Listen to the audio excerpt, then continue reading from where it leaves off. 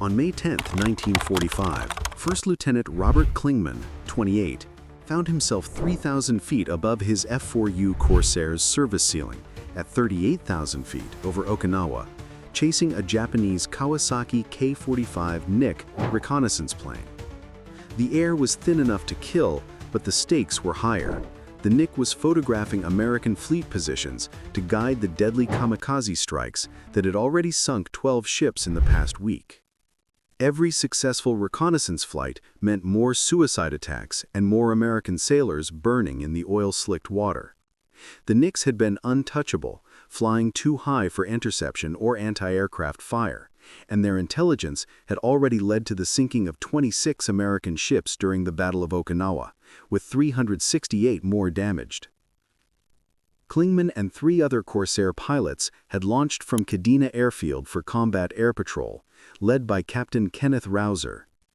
When radar detected the Nick at 10:37 a.m., approaching at 25,000 feet, Rauser ordered an immediate climb, telling the pilots to drop their belly tanks and fire off ammunition to lighten their aircraft. Klingman fired 2,000 rounds into the empty ocean, shedding 687 pounds of weight in 30 seconds, and the lightened Corsair surged upwards. However, at 20,000 feet, 2 pilots, Captain Jim Cox and Second Lieutenant Frank Watson, reported rough-running engines due to the thin air, and Rauser ordered them back to patrol altitude. The Nick completed its second pass over the fleet and turned north for home. Rauser and Klingman pushed their Corsairs to maximum emergency power, breaking the safety wires on their throttles and pushing their engines far beyond design limits. Cylinder head temperatures and oil temperatures climbed into the red zone, threatening catastrophic engine failure at any moment. At 36,000 feet, the Corsairs rated ceiling, they kept climbing, reaching 38,000 feet, 3,000 feet beyond what the engineers promised. The air was like mountaintops, and the control surfaces responded slowly. Any sharp turn would cause an uncontrollable deadly spin. The 2 Corsairs slowly closed the distance. Rauser reached gun range first and fired his remaining ammunition at the Nick, striking the right engine, which erupted in flames. The Nick slowed, but kept flying on one engine. Rauser's guns ran empty, and he moved aside. Klingman lined up his shot 50 feet behind the Nick, but the Japanese rear gunner spotted him, firing his Type 98 machine gun. Bullets tore through Klingman's right wing, but he ignored them and pressed the trigger. Nothing happened. His guns had frozen solid at the extreme cold of 38,000 feet. The 2,000 rounds he had kept were useless frozen metal, and the Nick began to pull away, trailing smoke, but still capable of transmitting reconnaissance data. Having climbed for 90 minutes and pushed his aircraft past all limits, Klingman faced a single choice before the Nick escaped. He ruled out a suicidal full aircraft ramming and decided on a drastic alternative, using his propeller as a weapon. He advanced the throttle and climbed above the Nick, radioing Rauser his plan. His 4-bladed Hamilton Standard propeller, spinning at 2,000 revolutions per minute, was all he had left. He dove, and despite the Japanese gunner firing frantically and hitting his right wing, he held his dive. Metal contacted metal at 300 miles per hour, and the propeller blades chewed into the aluminum rudder, sending pieces flying past the cockpit. The Nick shuddered violently, but kept flying, its tail section still attached. Klingman pulled up, his Corsair shaking violently from the damaged, unbalanced propeller. Cylinder head temperature climbed higher into the red zone. The Nick's gunner tracked Rauser, who was flying alongside, but Klingman dove again. This time the propeller tore through the rear cockpit canopy, shearing off the machine gun mount, and the gunner was flung into the slipstream at 300 miles per hour. Still, the Nick flew level on its remaining engine. With 2 damaged propeller blades and his engine minutes from catastrophic failure, Klingman climbed for a third, final attack. He positioned himself directly above the tail section and pushed the control stick forward into a vertical dive.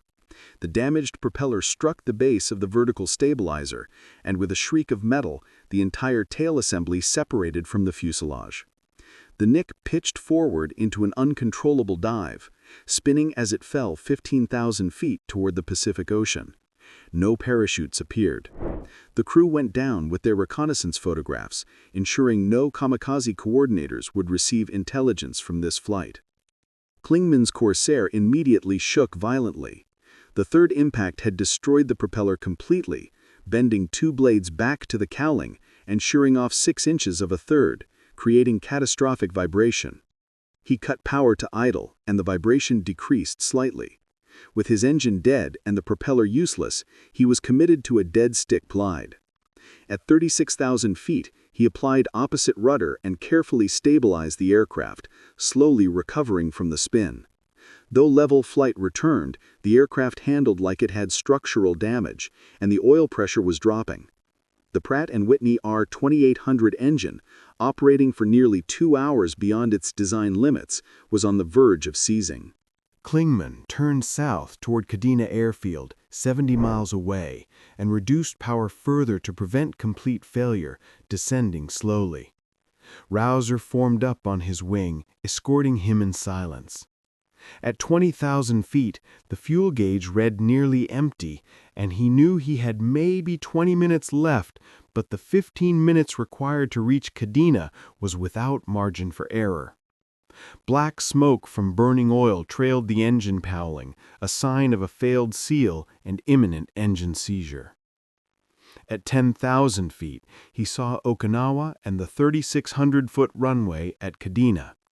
Rauser radioed the tower, reporting the emergency, an engine-out Corsair with a damaged propeller requesting priority landing and emergency equipment. Crash crews and fire trucks raced to the runway, knowing that damaged propellers could tear engines from their mounts on landing. At 5,000 feet, the engine coughed and the fuel gauge touched empty. Switching to the reserve tank did nothing, it was dry. The engine quit at 1,000 feet. The propeller stopped. Klingman trimmed for a best glide at 85 knots, aiming for the runway threshold. At 500 feet, he was too high and slipped the aircraft sideways to lose altitude, but the damaged propeller caused unpredictable yaw. He manually lowered the landing gear. The nose and right main gear locked down, but the left main gear stuck halfway. With low hydraulic pressure, he was landing on 2 wheels and a partially extended left gear, meaning he would pull left on touchdown. The threshold passed beneath him at 150 feet, and the main wheels touched down 800 feet past the threshold. He stood on the brakes, but the locked propeller created no drag, unlike a normal windmilling propeller. The Corsair rolled toward the far end, with crash crews racing alongside. Pumping the brakes hard, the tire smoked against the concrete. The Corsair stopped with 300 feet of runway remaining. Ground crews swarmed the aircraft, staring at the propeller. 2 blades bent to the cowling, 6 inches missing from the third, bullet holes in the wing, and oil covering the engine. Maintenance crews declared the aircraft, nicknamed the Corsair that killed the Nick, beyond repair, due to the destroyed engine and propeller and stress damage throughout the airframe. They would strip it for parts and scrap the frame. Klingman had destroyed an enemy reconnaissance plane and his own Corsair simultaneously, but the mission succeeded. The Nick went down with its reconnaissance data. The Japanese commanders would receive no intelligence, and American ships survived another day. Intelligence officers debriefed him immediately, confirming the kill with Rauser's witness statement. Klingman described the frozen guns, the decision to ram, and the 3 propeller attacks at 38,000 feet. His squadron commander recommended him for the Navy Cross, the second highest military decoration, for extraordinary heroism, improvisation, and preventing intelligence from reaching the enemy, potentially saving American lives. 2 days later, Klingman experienced hydraulic failure on another mission, bailed out over the ocean, and was recovered by a destroyer, returning to Kadena to fly the next day. But his May 10th mission defined his entire war service. Robert Klingman, born January 12, 1917, had enlisted in the Marine Corps in 1934 and served as a Navy aircraft maintenance mechanic on the USS Tennessee during the attack on Pearl Harbor. He became a Marine second lieutenant, commissioned in 1942, training on the F4U Corsair. He flew his first combat mission on April 8, 1945, and by May 10th, he had flown 43 combat missions, including shooting down 1-0. His propeller ramming technique was unique in aviation history.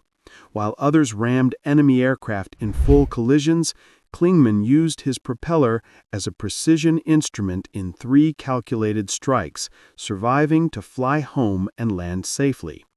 He survived the war, which ended August 15, 1945, and continued serving in the Marines, deploying to Korea in 1950 as a forward air controller, coordinating close air support and saving Marine lives. He retired in 1966 as a lieutenant colonel after 32 years of service. Robert Klingman died July 6, 2004, at age 87, and was buried at Arlington National Cemetery with full military honors. The May 10th mission proved that American pilots would push beyond any limit, and improvisation worked when standard tactics failed, preventing reconnaissance that would have cost American lives. His story remains a legend of courage and improvisation in naval aviation history.